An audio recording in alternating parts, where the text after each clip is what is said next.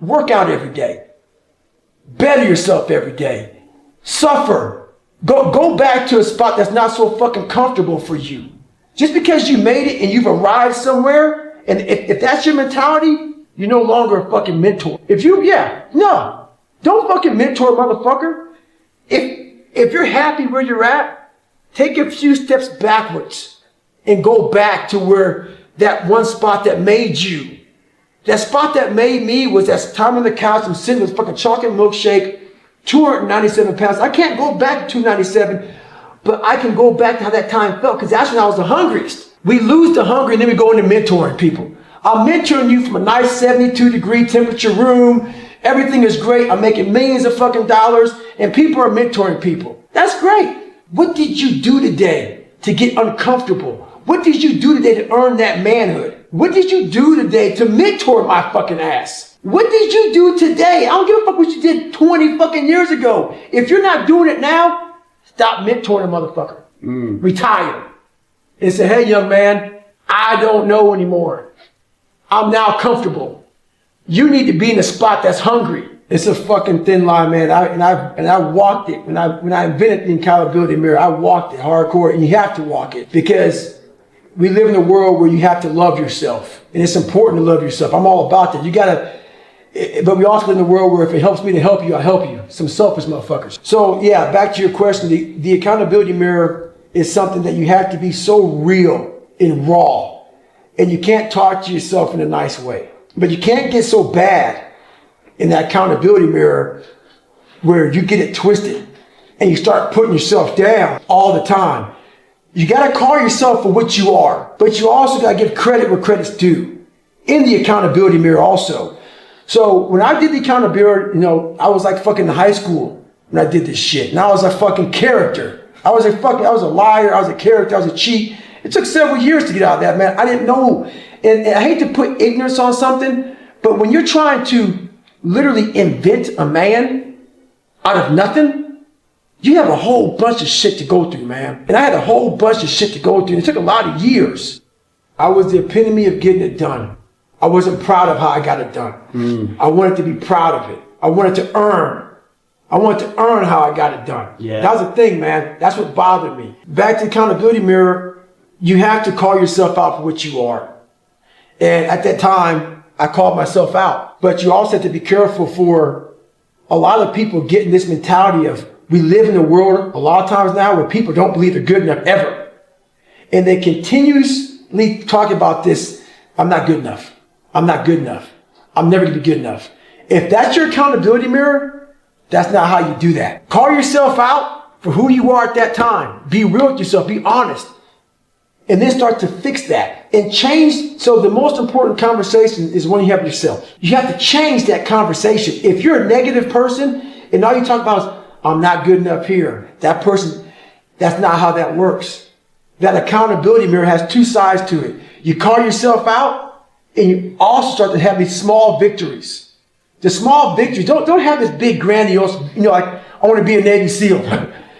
Trust me, man, don't do what I did. I had very limited time to do what I did. So my accountability mirror became huge and grandiose. It's too much for the brain to comprehend. The brain can comprehend if I had to lose 106 pounds in less than 3 months, which I did, that's too much. You quit doing that. I quit 100 times during the process. Just fucking look at it. If your goal is 106 pounds, be happy when you lose a fucking pound. Progress is always about moving forward. Not moving back, not staying stagnant, moving forward, even if it's one small step at a time. I've been stretching out now for almost 6 years. I take all these steps back, but I see that I'm going forward. My body's trying to go forward. I've been patient and patient. I've been doing this for almost 6 years. I'm about to go back to bad water 135. It's been since 2014 when I had to drop out for health issues. Could never get back to the start line. And guess what? Haven't shared this either. I went from running 205 miles in 39 hours to not being able to get out of bed.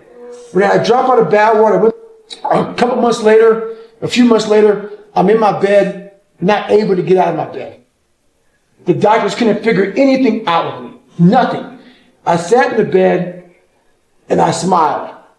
I didn't put this in the book. And I went through it all, and I said to myself, I'm gonna win Badwater.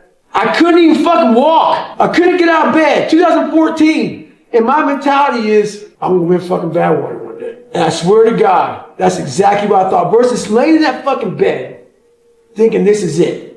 And I thought this was it. I thought that. How do you fucking get this sick, man? How the fuck, my body's shutting down. I'm all fucked up. What's going on? I've had 2 heart surgeries. What is wrong with my health? And I sat back after I calmed down, and I stepped back and I smiled. I'm in the bed. I said, you know what? This is it. You can win Badwater one day, brother. Championship caliber people understand how to create momentum.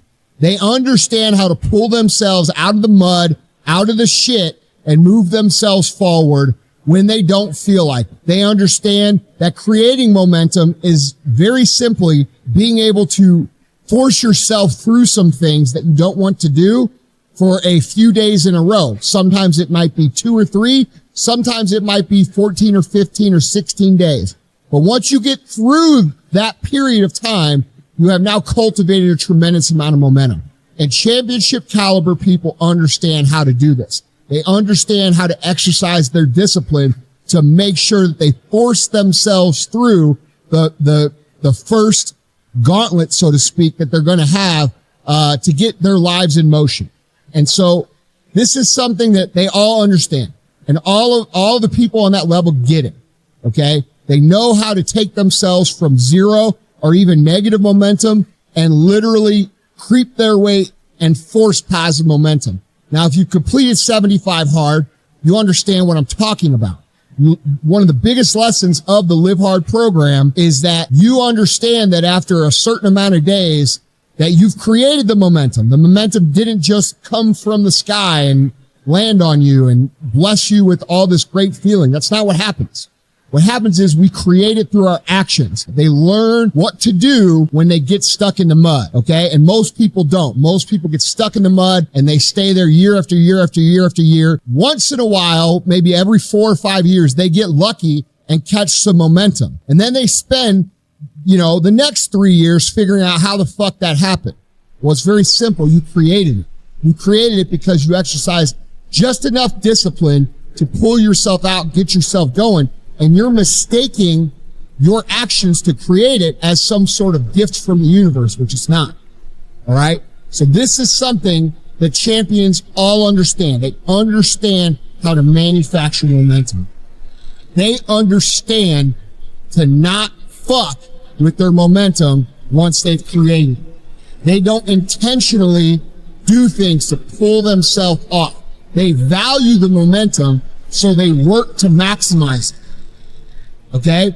Most people, when they get some momentum, what they do is they celebrate. And I'm just going to use the idea of diet and fitness here because I think most people will understand that. What they do is they go X amount, 6 days in a row or 5 days in a row, and they say, well, I need a reward. Motherfucker, you're making the most fundamental mistake ever be made in your life. You are killing your own momentum.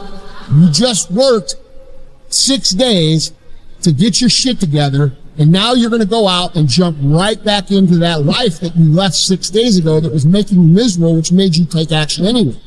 It makes no logical sense if you think about it. And champions think about this on a large scale, okay?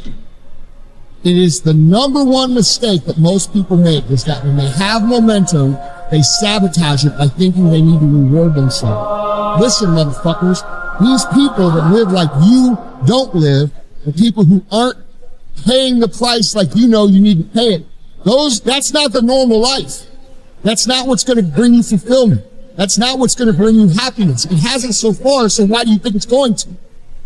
Why do you keep jumping back in the old fucking pond that's covered with moss and shit when you just discovered this clear blue sea that you get to swim in every motherfucking day?